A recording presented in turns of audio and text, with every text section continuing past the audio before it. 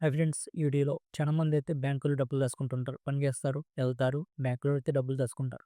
So, దానివల్ల అయితే ఉపయోగం లేదు. మీ ఇన్ఫ్లేషన్ కూడా దాటుతో ఒక్క రూపాయి కూడా మీరు ఎర్న్ చేయరు. 30% ఇట్లా దాచినా కానీ ఎర్న్ చేయరు. మీరు ఎట్లా దాస్తే ఎర్న్ చేస్తారు, ఎక్కువ కోట్లు కూడా సంపాదించే ప్రొడక్ట్స్ అయితే నేను చెప్పే ప్లాన్‌లో అయితే ఉంటుంది.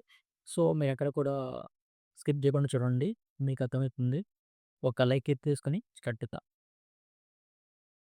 మీరు ఒక వర్క్‌కి వెళ్తారు కదా! 20,000 నెలకి వస్తాయి. 20,000 ఎగ్జాంపుల్ 20,000 చెప్తాను. వస్తాయి కదా! ఆ వచ్చిన డబ్బుని తీసుకెళ్ళి ఇక్కడ బ్యాంకులో అయితే ఏస్తారు. అంటే కొంచెం వాడుకొని ఒక 4,000, 3,000 బ్యాంకులో ఏస్తారు. అది ఇచ్చేదంతా ఇన్‌ఫ్లేషను. 6% 7% అంటే ఇన్‌ఫ్లేషన్ కూడా దాటదు.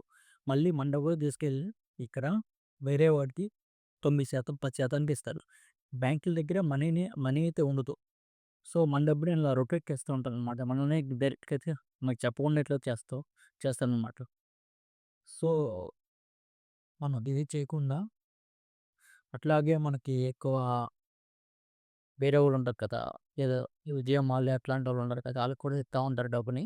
ఆళ్ళు ఇస్తా ఉన్నప్పుడు ఏం చేస్తారంటే, ఆళ్ళు ఒకవేళ కట్టకపోతే ఆ డబ్బులంతా వాళ్ళు మన మీద ఏస్తారు.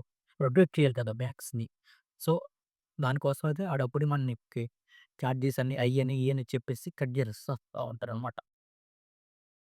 అందరికి కదా! సో, అది అలా కాకుండా మనకి వర్క్ చేస్తాం కదా! ఆ వర్క్ చేసి వచ్చే డబ్బుల్ని ఒక 5,000 వస్తే ఒక ఎంతొస్తే అంత. ఆ డబ్బుని మ్యూచువల్ ఫండ్స్ అనమాట. మ్యూచువల్ ఫండ్స్‌లో బెటర్. మ్యూచువల్ ఫండ్స్ గురించి ఆల్వేసే ఉండిద్ది ఈ జనరేషన్‌లో. సో, తెలుసుకొని పెట్టండి. ఇది చాలా రిస్క్‌తో కూడింది కూడా ఉంటుంది కొంచెం. అంటే కంగారు పడకూడదు. బ్రెయిన్ సైకాలజికల్ చాలా ఉండాలి. మార్కెట్ పడిపోతుందని చెప్పి తీయకూడదు.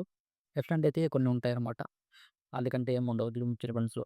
అట్లా పెట్టుకుంటే మనకి ఒక 5,000, 10,000 ఇట్లా దాచుకుంటే కొన్ని సంవత్సరాలకి ఒక 5, 6 సంవత్సరాలకి మనకి కోట్లే వస్తాయి. ఒక నెలకి 5-10,000 దాసుకోవాలి. దాని ద్వారా మనకైతే వస్తాయి. అయి ఎప్పటికప్పుడు మనం విత్‌డ్రా చేసుకోవచ్చనమాట. మీకు ఒకవేళ అవసరమైందనుకో ఒక 10,00,000 అవసరమైందనుకో, అప్పటికి ఒక 2 ఇయర్స్, 3 ఇయర్స్ కట్టేసారనుకో, అప్పుడు ఆ డబ్బుని అన్నీ చేతులెట్టేలా చేసుకోవచ్చు. మీ అకౌంట్‌లోకి అది పడిపోద్ది బ్యాంక్ అకౌంట్‌లోకి. మీరు ఎవరిని అడగాల్సిన పని లేదు. మీ ఫోన్ ద్వారా కూడా తీసుకోవచ్చు. ఆళ్ళేమిస్తారంటే 20% అంతకంటే ఎక్కువ కూడా వస్తాయి. మార్కెట్‌ని బట్టి ఉంటాయి. అయేంటంటే లాంగ్ టర్మ్‌లో ఉండాలి. ఇప్పుడే ఒక సంవత్సరంలో తీసేద్దాం, 2 సంవత్సరాలు తీసేద్దాం అంటే కుదరదు. ఒక 3, 4 ఇయర్స్ అయితే ఉండాలి ఓపికగా. అర్థమైంది కదా!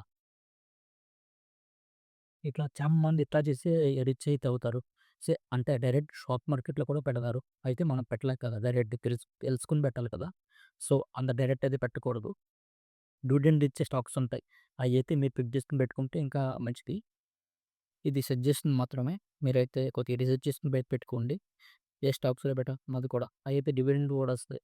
రిచ్ ఎట్లా అవ్వాలనేది ఈ కాన్సెప్ట్ ఈ వీడియోలో చెప్తాను. సో, మీ రీసెర్చ్ ఓన్లీ చెప్పుకోండి.